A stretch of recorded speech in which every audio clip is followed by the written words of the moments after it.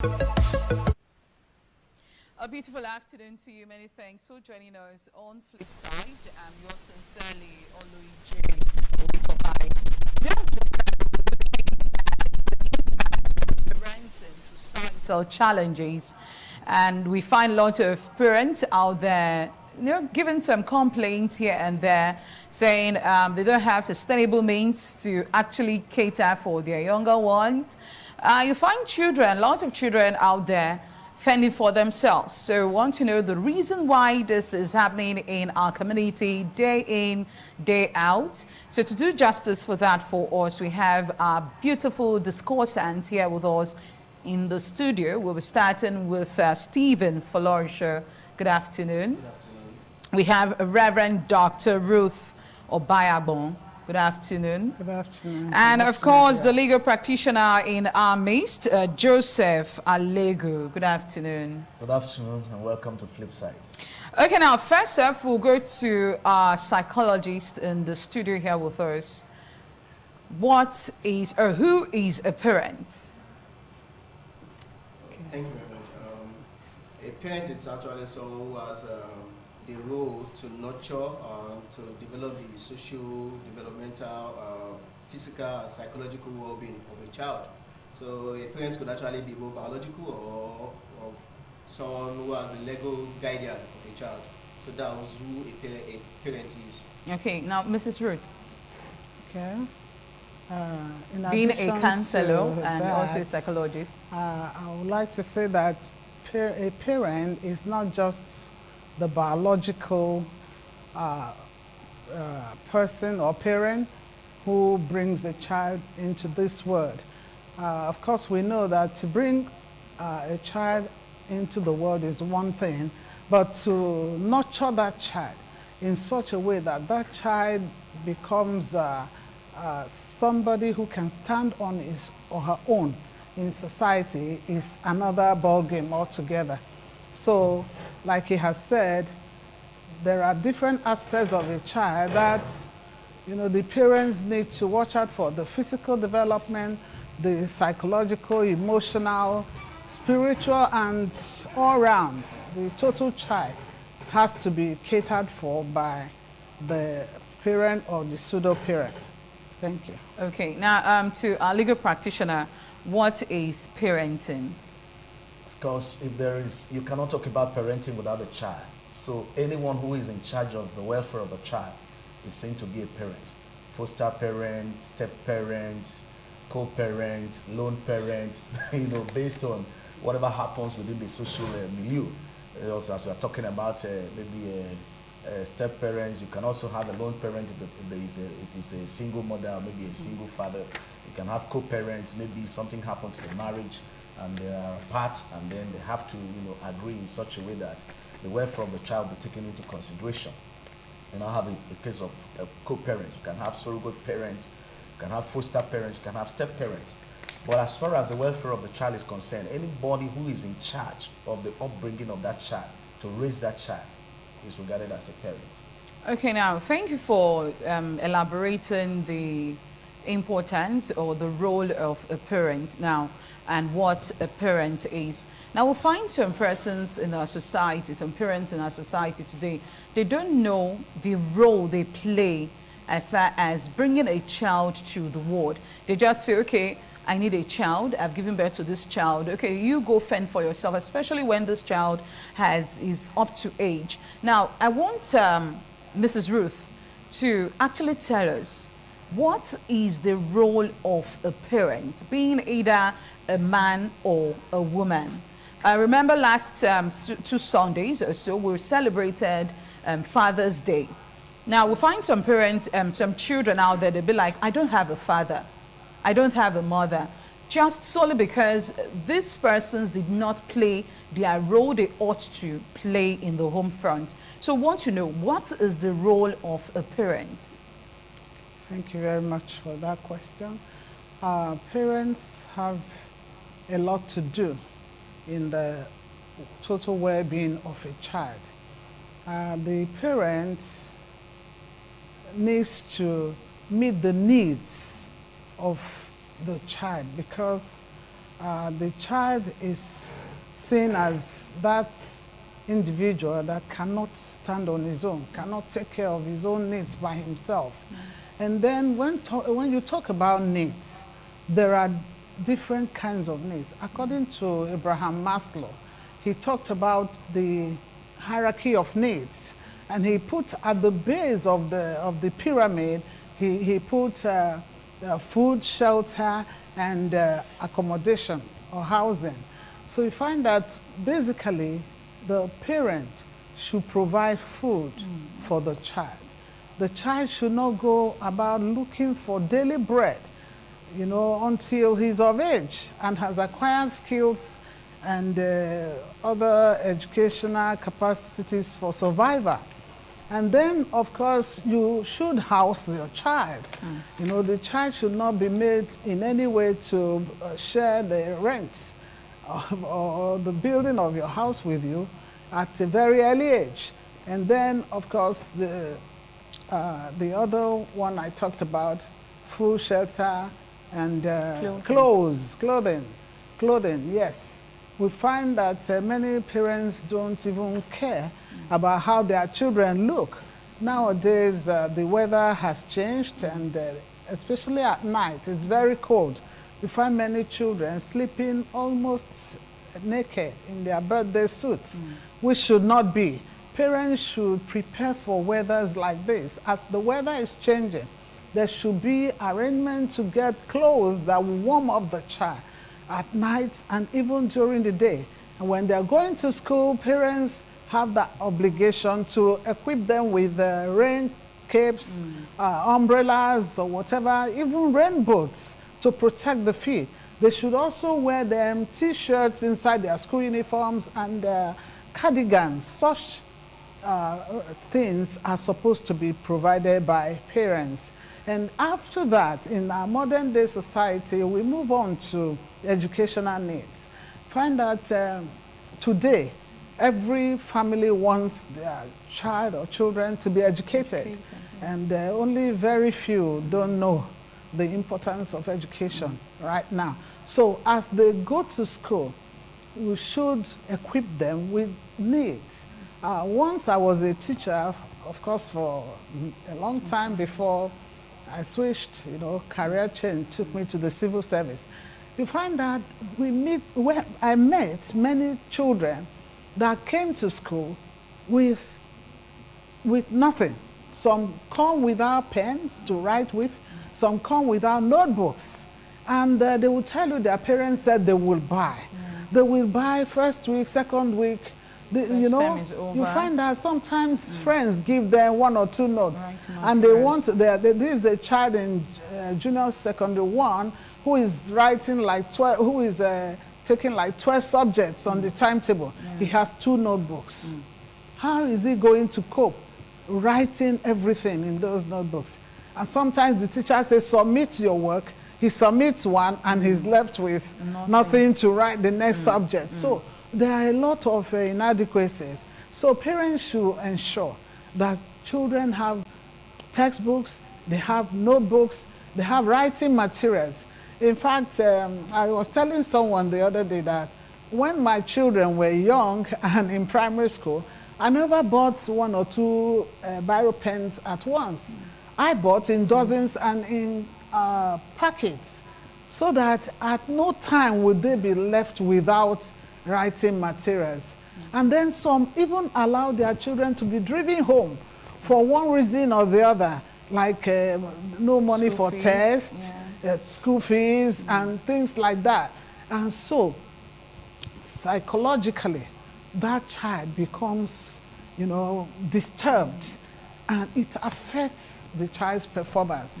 So these are needs, you know, spiritually too, you know, the parents have that responsibility to train up the child the way he should go, like the scripture says, you know, when he is old, he will not depart from it.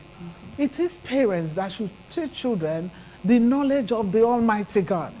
Let them know that they didn't just drop from the sky, or they didn't just originate from you, that someone somewhere brought everybody here, and we need to acknowledge him and then teach them to pray.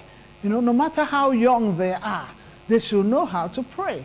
I once had a nephew who was, his prayer at age 2+ was, "Oh God, don't let us cross the road." And another one said, "God, please kill the devil." You know, since everybody accuses the devil of being responsible for, he will, so anytime it was his turn to pray, he would say, "Oh God, please kill the devil." So you find that parents need to teach children, you know, bring them up in a way that they will be able to not just fit into the society, but become valuable members that will contribute meaningfully to society. Thank you very much. I'll stop here so that others can comment. All right, thank you very much. We want to talk to Stephen now.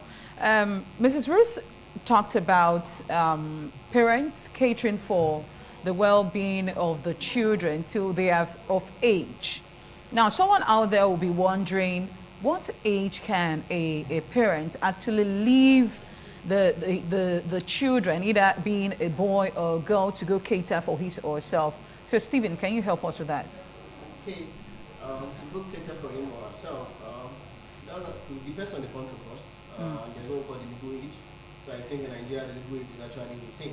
However, so a child of 18 years old in Nigeria, I believe, is still struggling.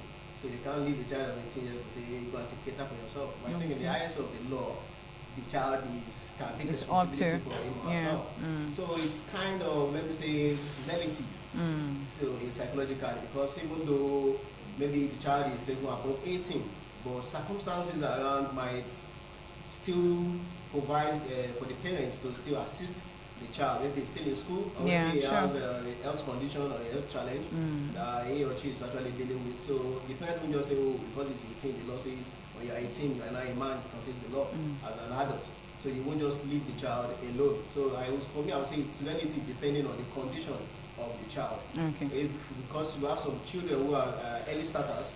At the age of 20, they already graduated from school, started working. So you don't have to continue to give them pocket money. Though some parents might say, "So I want to leave a trust fund for my children."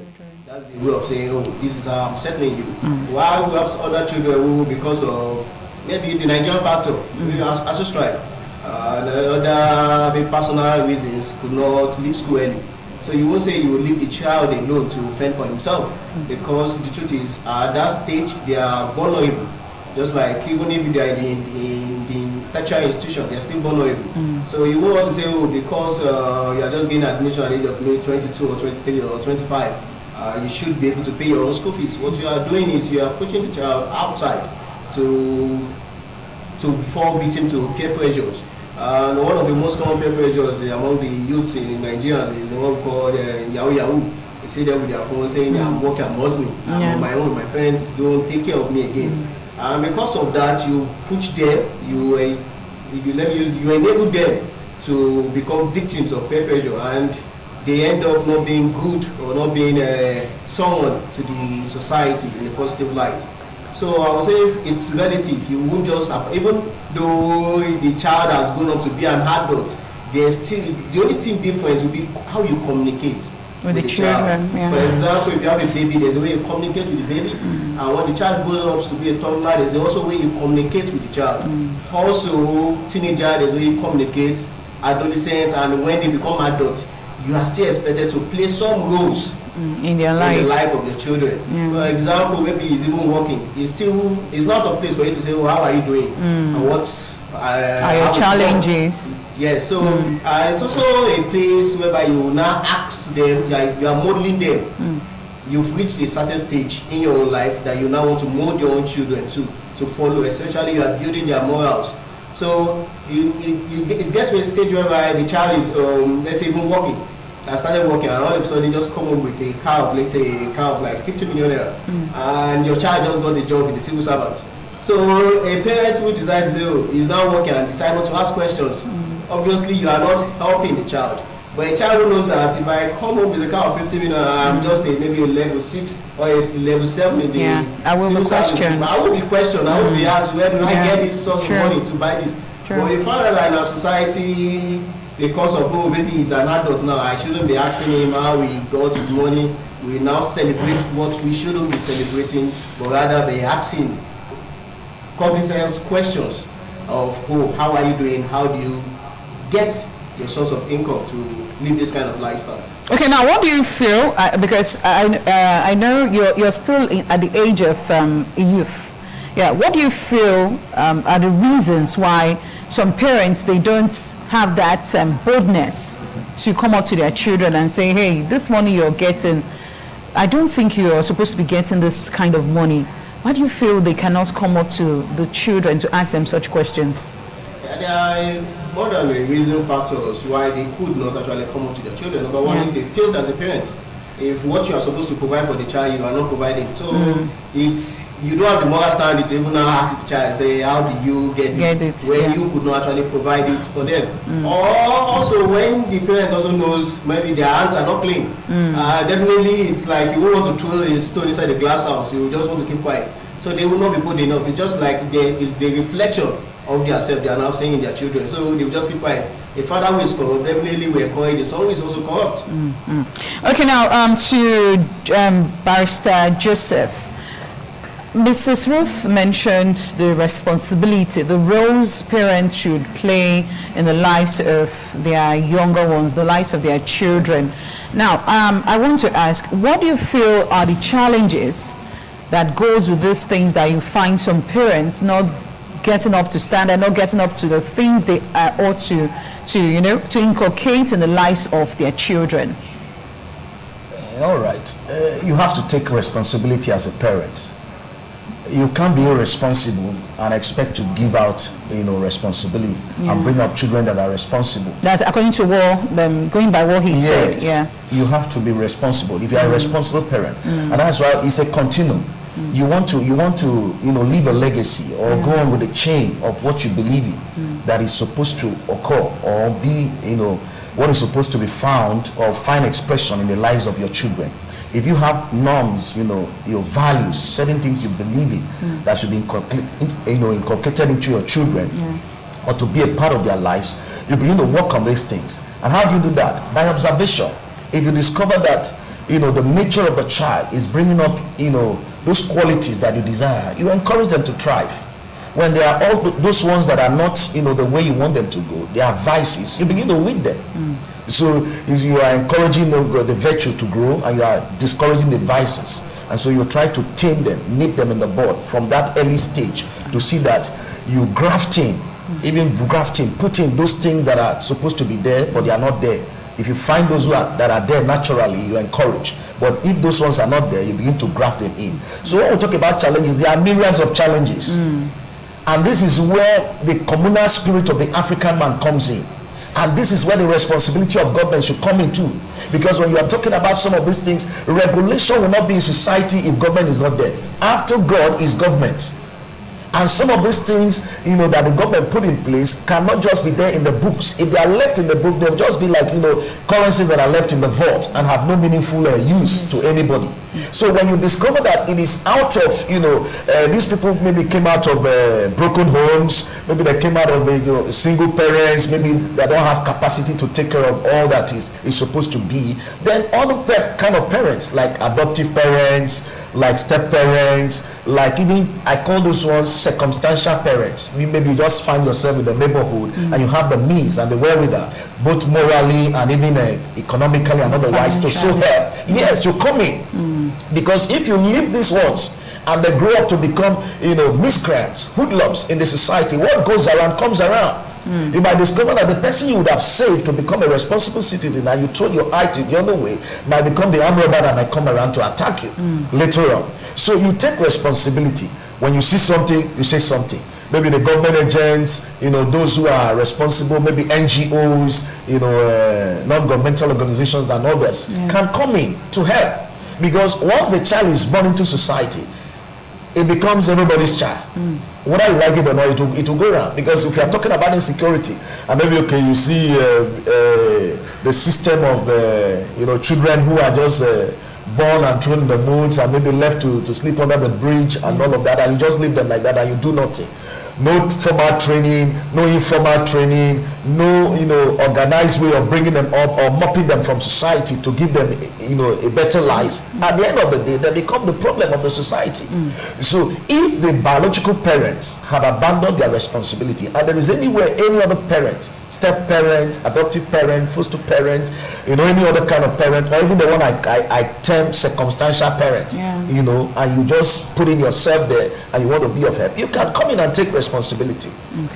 Maybe you have money to help, maybe to assist in the school fees, maybe in the feeding, to help do anything, so that they'll get out of this, you know, chance kind of life where they begin to pick all kinds of dirty lifestyle from around the area. At the end of the day, they grow up with it and it becomes a problem to society. Okay, for a parent that wants to bring a child to the world, when I mean to life, now you should be able to know your income.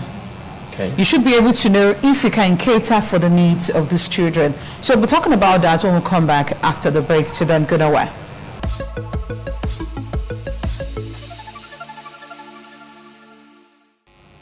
All right, thank you so much for joining us. Still Flipside on your darling station, and we're looking at impact of parenting, societal challenges. Yes, talking about societal challenges. We find lots of parents blaming it on the society, but we'll get to that point later. Now, before the break, we did talk about some parents. They just feel, let me do the mass production. Then when the children are up to age, they will go fend for themselves.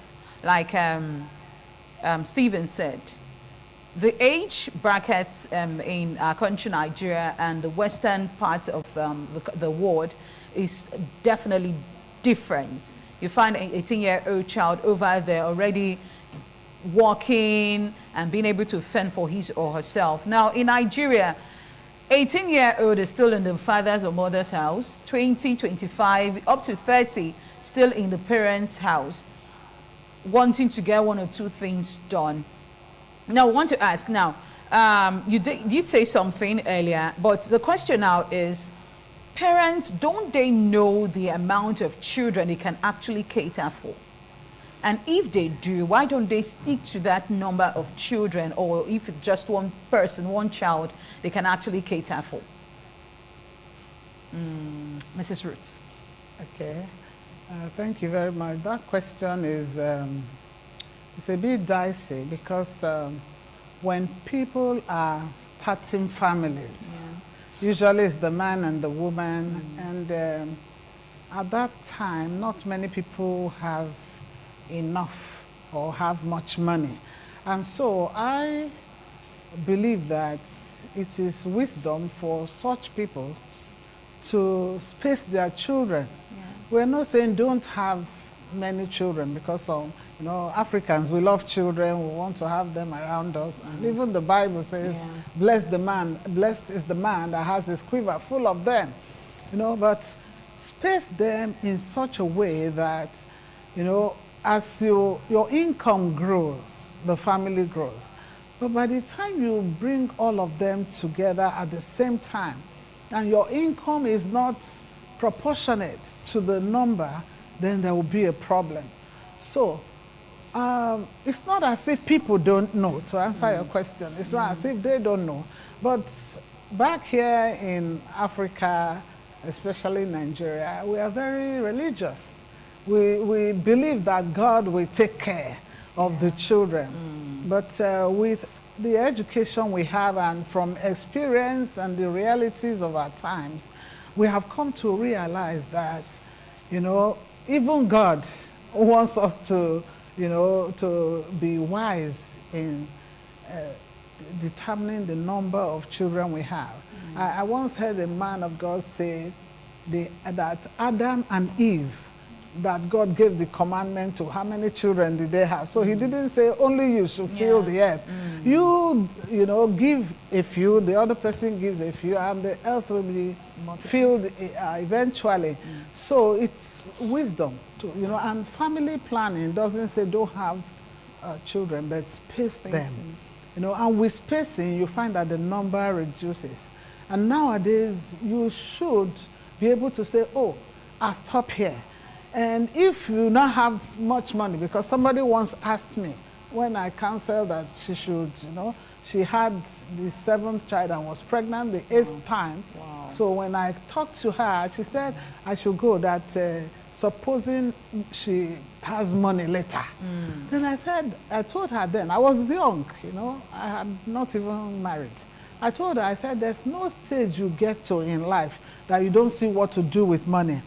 Even if not your own biological children, yeah. you cannot take, like the barrister said, you'll be able to reach out to others. Yeah. There are children in the streets, you adopt them, send food to beggars, do a lot of charity work with the excess, let me call it that, if really there's anything like excess.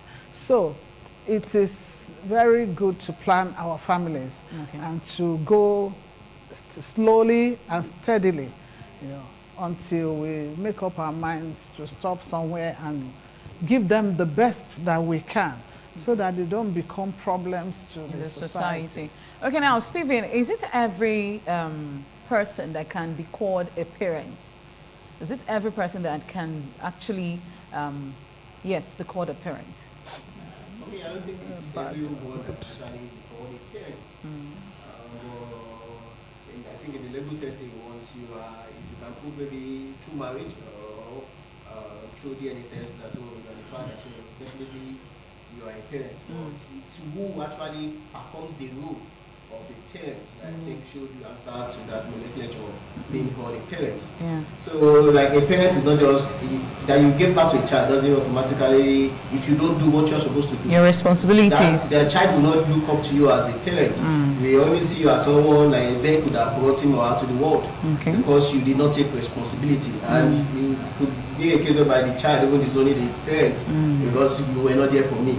So it's not everyone. However, it's those who took their time to plan of saying, oh, I want to be involved, I want to raise children, I want to not just to raise children, but children who will become people in the society, who will also become productive in the society. Those are kind of children I want to raise. So those are kind of people who are able to say, oh, I'm a parent. Why some individuals know that, oh, they failed. So when they're ever asking parents to come out, they will feel child because they know they failed at their responsibility. And also, it's also subjective to some individuals. For some individuals, they just believe that, oh, parenting stops at childbirth. Some father believe that once my wife is pregnant and they got their wife pregnant and they deliver, that is the end of parenting. Whereas that is just the beginning of parenting. Yeah. So for some mothers too, they believe that once the child maybe will stop breastfeeding, that means that's the end of parenting. The child can go and look for him or herself. That's just the beginning. So for individuals too, some people divide it in their own relative time. But for me, as a clinical psychologist, I divide parents as someone who has invested its time in nurturing the child. Okay. Now, in your clinic, do you find people coming in to say, okay, I find this forth with me that I can't really, cater for my child. I can't have access to discussing with my children, giving them the needed support I want to give to them. I don't really know what's happening to me. I'm supposed to be educating my children, but I'm actually doing the opposites. It's quite common.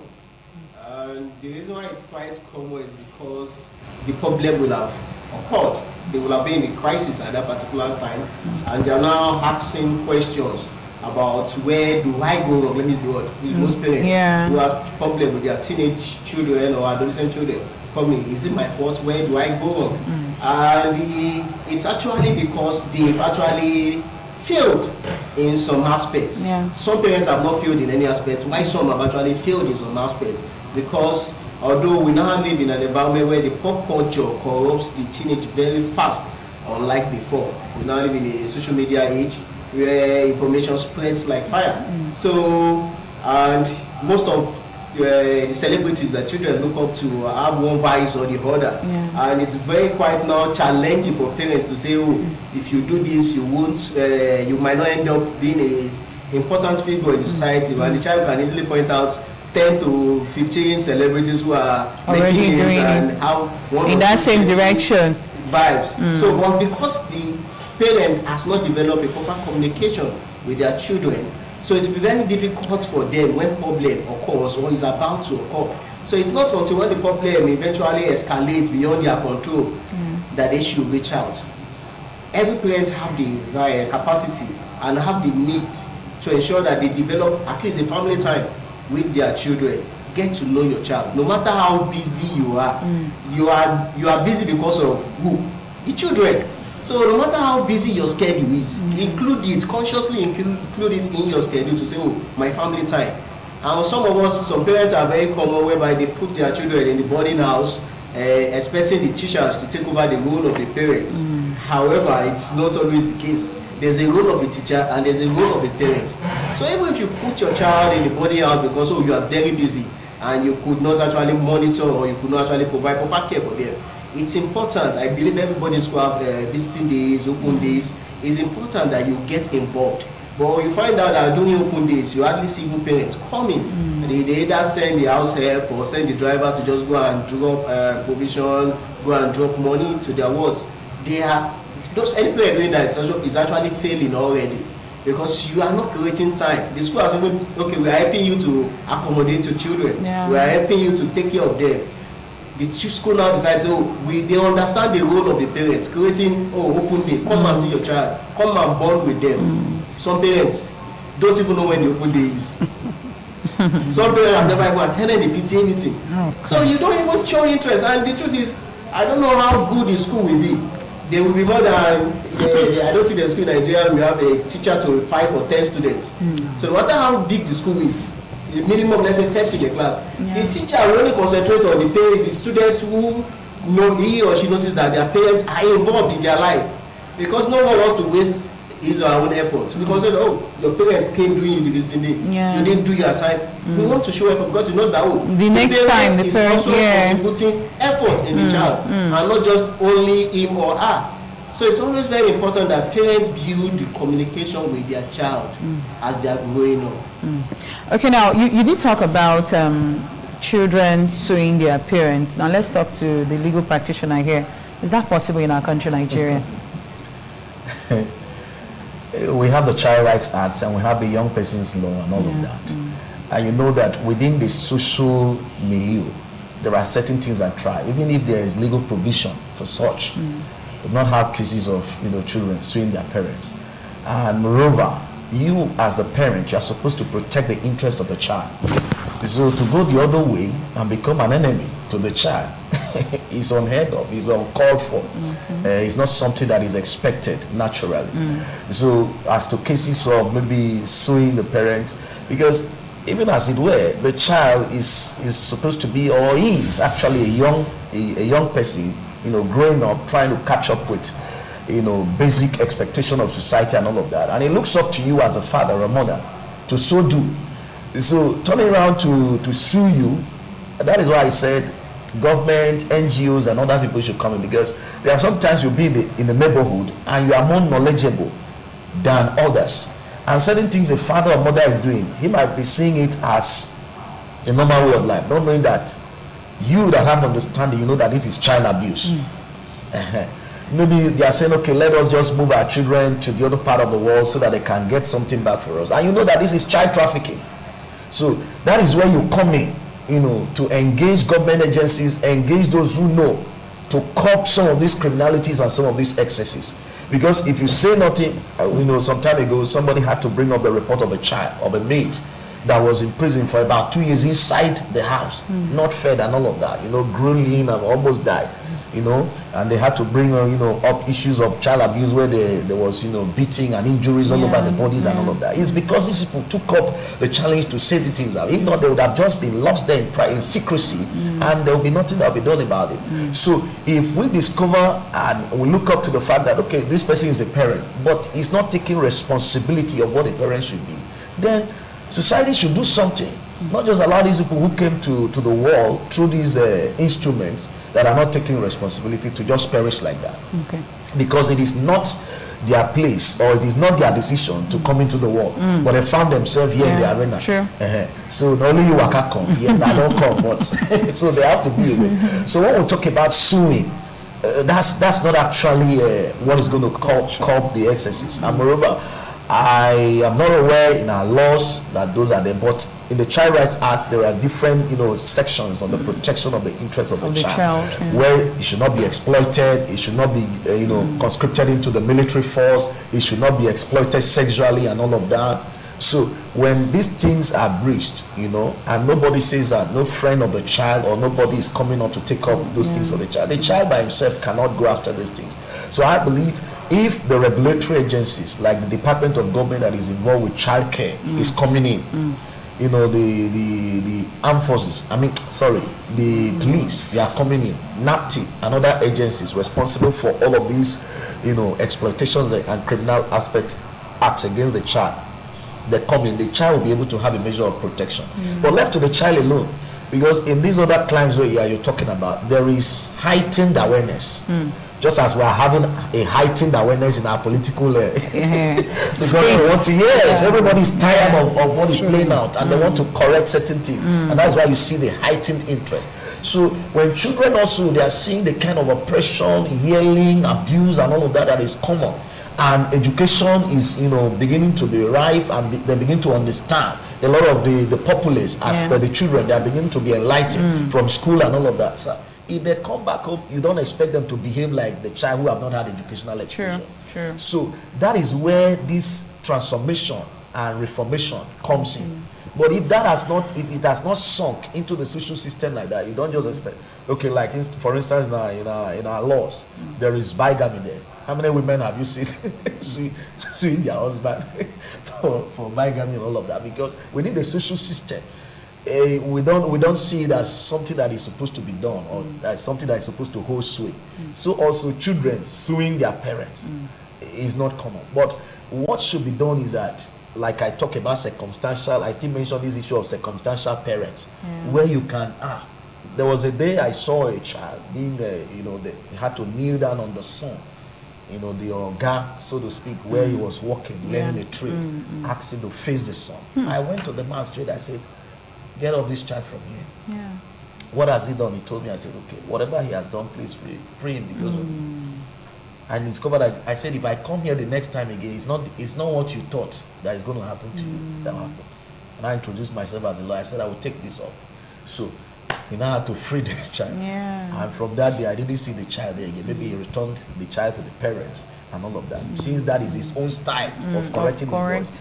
Maybe he was more mature than that child when he worked with his own before he now became free to have his own shop or whatever. And he wants to treat this child. And I say, no. Maybe at that time, your God doesn't have that awareness. And maybe you were yes, than this child. So you are not supposed to bring this on this child. So that is why I still come in. Agreed that parents are supposed to take responsibility. Agreed, but there are different circumstances that play out that is beyond the control of the child. Some of these children came into the world by rape. Some of them were abandoned in several places. Some of them, they were long gone from their parents, from the village to the city, so that they can have a good life and all of that. And things didn't play out as supposed. So if it happens like that, those who see something should say something. We should become parents to every child to see like, okay, if he were my child, I'm not sure I would allow this to play out. And if society begins to do that, men of God begin to do that, traditional rulers begin to do that, those in different places of responsibility begin to do that.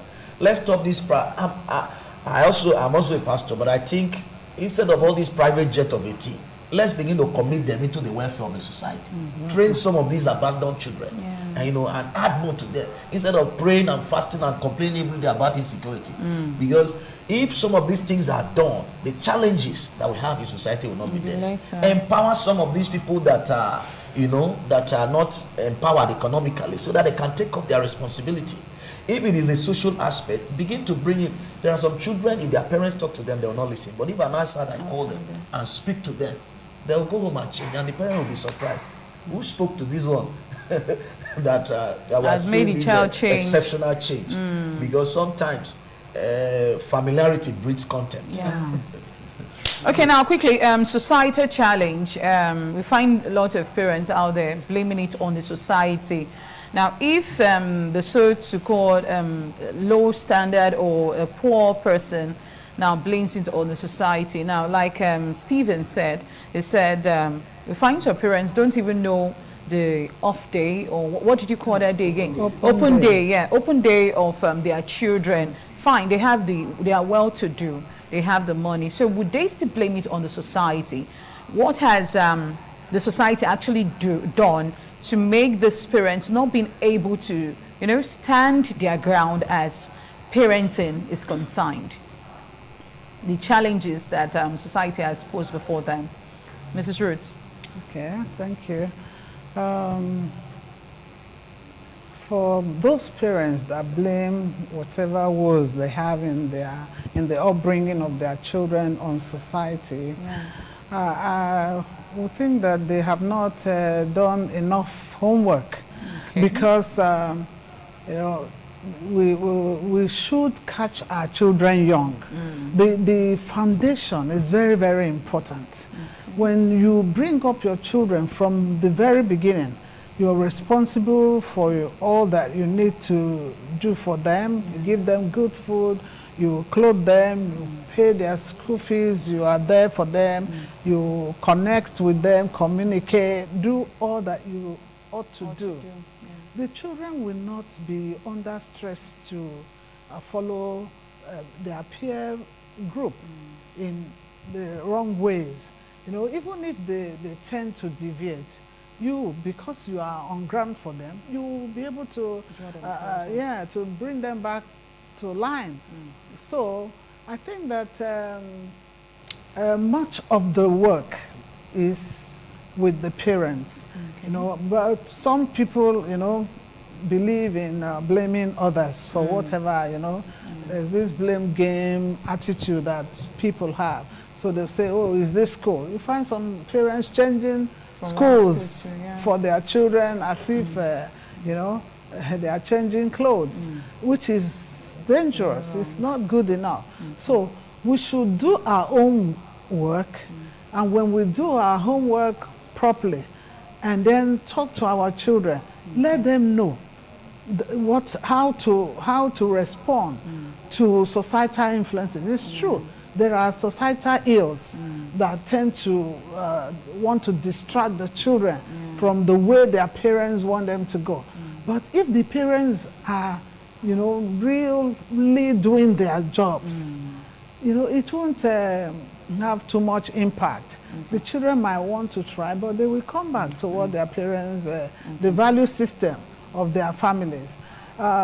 Society generally, we can't stop society from affecting our children, especially with the social media, telecommunication, and then these children tend to have this attitude of knowing more than their parents, because they believe that, especially if their parents are not highly educated or technologically compliant, they feel they know more than their parents, and so they don't want to listen to them. But parents, whether you know those things or not, you can still check that by also improving on yourself. You can develop, find out, learn, ask, questions. Be on Facebook, be on, whatever platform they are on, and then you're able to still monitor their... All right, so quickly now, Stephen, what do you feel your advice to parents out there who are blaming the society for not being able to take care of their own children?